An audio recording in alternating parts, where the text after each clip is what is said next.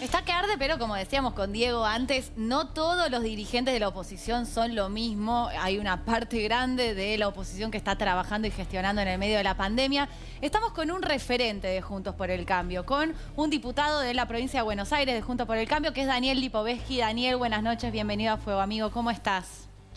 Hola, buenas noches, Catalina, Diego, ¿cómo están? Bueno, te preguntamos en primer lugar por la frase "vamos a resistir" de Patricia Bullrich.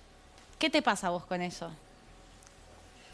Mira, el informe decía, quizá fue un término que utilizó Patricia antes de conocerse las medidas, y eso creo que hay que atarlo de alguna manera al comunicado de ayer, que también hizo mención al informe, donde me parece que hubo malas interpretaciones por parte de algunos referentes del oficialismo, como el gobernador Kicillof, que hablaba de que Juntos por el Cambio resistía cualquier medida de cuidado, y no es así, porque lo que dice el comunicado es defender la mayor normalidad posible. La verdad que defender la normalidad posible es tratar de evitar medidas que sean lo más duras para lo que tiene que ver con la economía y lo social, sin dejar de lado que por supuesto estamos enfrentando una pandemia. Y en ese marco me parece que las medidas que anunció hoy el presidente, creo que algunas son correctas, otras me parece que podrían haber sido mejor pensadas, como por ejemplo... ¿Cuáles, por ejemplo?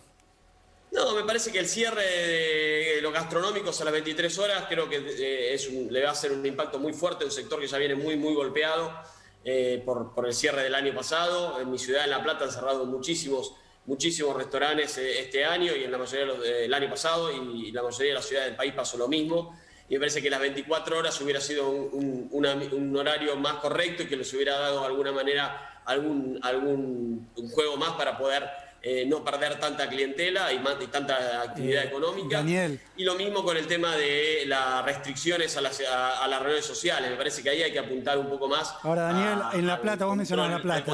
Al control individual, sí, que creo que eso se ha desalentado de parte del gobierno. El gobierno enfocó mucho en el tema del plan de vacunación como un escenario, con una estrategia de comunicación política y también de obtener un rédito político. Lamentablemente no fue lo esperado por parte de los argentinos, y creo que tampoco por parte del gobierno, ¿no? Recordemos que Alberto Fernández había anunciado que en diciembre iba a haber 10 millones de vacunados. Eso lamentablemente no se dio por un montón de factores, pero me hubiera gustado que hoy el presidente hubiera hecho un poco más de alusión a eso. Después hay algunas otras medidas que tienen lógica, ¿no? Como quizá restringir la circulación o controlar más el Ahora, déjame hacer una observación, Daniel. Alguna lógica mayor en esto de la mayor normalidad posible que decía el comunicado. Una pequeña observación. Mencionabas La Plata, y allí hay restricciones también, se han impuesto restricciones. Y por otro lado, suena un poco raro la palabra... Perdón, suena un poco extraño hablar de resistiré cuando todavía no se conocían las medidas, ¿no? ¿No da la sensación que la oposición esté acompañando de alguna manera al gobierno en la manera de enfrentar esta pandemia, que es un fenómeno mundial, que ha explotado en la región y que ha explotado también aquí en la Argentina? Mira, yo no voy a hacer un exégete de la explicación de un dirigente, por supuesto, yo lo dije. El informe usted decía que quizá lo dijo antes de comunicarse las medidas y pensando que quizá iba a haber un cierre más total, que había sectores del oficialismo que estaban planteando eso, que no se dio, por suerte. Me parece que la economía, el propio Guzmán lo dijo, el ministro de Economía, que la economía de la Argentina no está preparada por volver a fase 1, así que de alguna manera hay miembros del oficialismo que pensaban igual que muchos de nosotros. Pero no se está volviendo a fase 1, se están tomando... No, por eso digo, estoy hablando de que lo que dijo Patricia Bullrich hizo pensando en algunos sectores del oficialismo que pensaban en volver a fase 1, claramente que no es. Lo que pasa, Daniel, perdóname, lo que pasa es que el presidente no fueron por ese lado. Patricia Bullrich, ya que la introducimos, todo el año pasado habló de la cuarentena eterna, cuando teníamos a Rodríguez Larreta haciendo las mismas medidas que La Nación. Es decir, había como dos discursos en paralelo dentro de la oposición, y me parece que un poco asoma también esta diferencia por estas horas. Mira, la diversidad de opiniones en nuestro espacio es tan común como la diversidad de opiniones que hay en el espacio político del oficialismo. Sí, pero ¿no? una cosa es tener una diferencia de opinión con una cosa...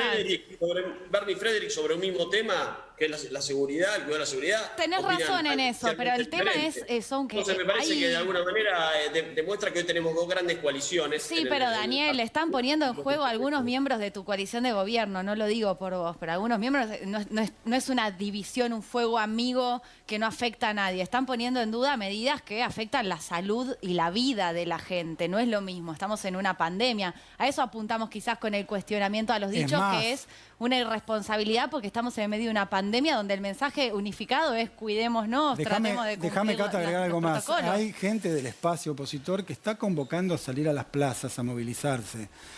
¿No parece coherente con lo que está pasando en la realidad en la Argentina con esta explosión de contagios?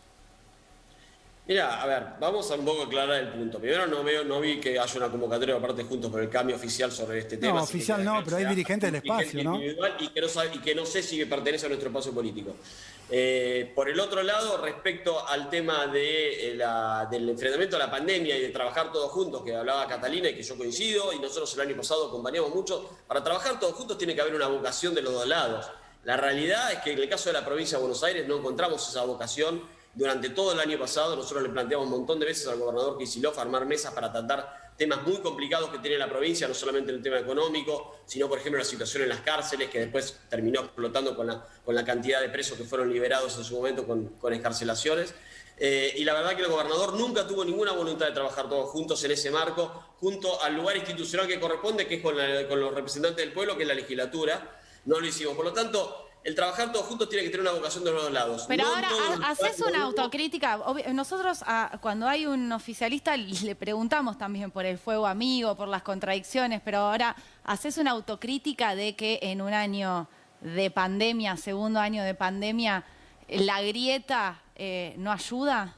¿No trabajar todos juntos no ayuda? No hago una autocrítica porque yo soy de los que creo que la grieta no vos como persona porque vos sos dialoguista, pero sí hay personas de tu espacio que la verdad es que lo que dicen es peligroso directamente. Mira, los dos espacios tienen personas que apuestan a la grieta y creo que es una dirigente que apuestan a la grieta. Sí, no ayuda tampoco, lo único que ayuda a eso es a la construcción individual, pero no a resolver los problemas del país. No ayuda, sea de la oposición o del oficialismo. No ayuda. Sí, no.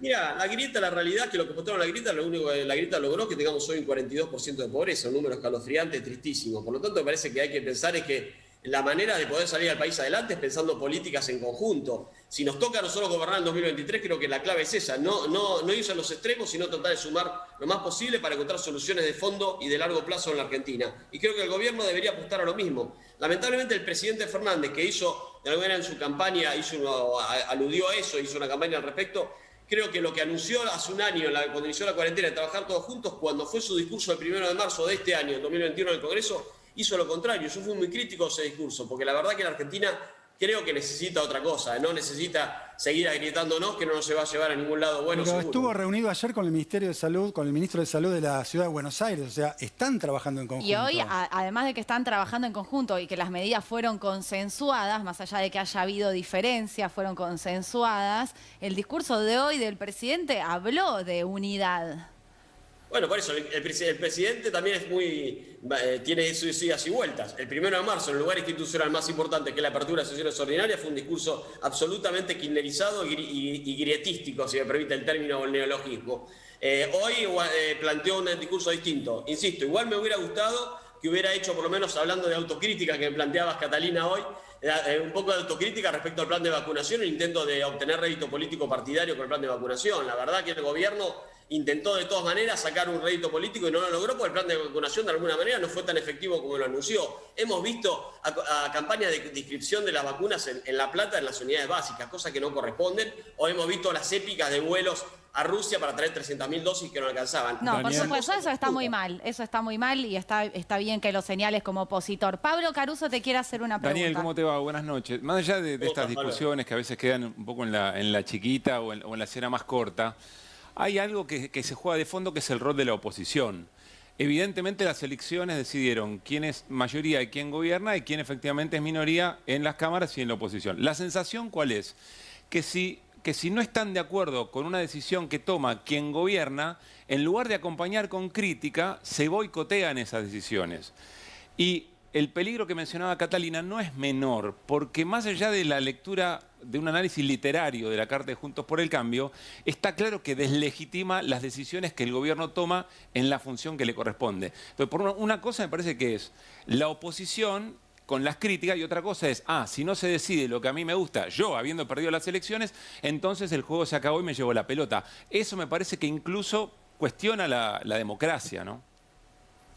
A mí no me parece eso, te digo la verdad, nosotros acompañamos, recordemos, hay que ir en retrospectiva. Un año atrás nosotros acompañamos absolutamente el inicio de la cuarentena y planteamos trabajar todos juntos, y uno de nuestros líderes principales, que es Horacio Rodríguez Larreta, compartió los comunicados durante mucho tiempo junto a Kicillof y el presidente. A mí me parece que tuvimos una posición de dirigentes muy importante en nuestro espacio político, incluso también los gobernadores, que vinieron trabajando todos juntos, y creo que era lo correcto que había que hacer en la primera etapa. Después creo que la cuarentena se fue alargando, el gobierno también, insisto, volvió a politizar la cuarentena y creo que quedó atrapado en esa politización. Eso es tremendo, la verdad que politizar la cuarentena, politizar las medidas de cuidado es tremendo, vengan de donde vengan, porque estamos en una pandemia. Daniel, se nos acaba el tiempo, te queremos agradecer por estar en Fuego Amigo, y si estás de acuerdo, te invitamos a que vengas al piso con todos los protocolos.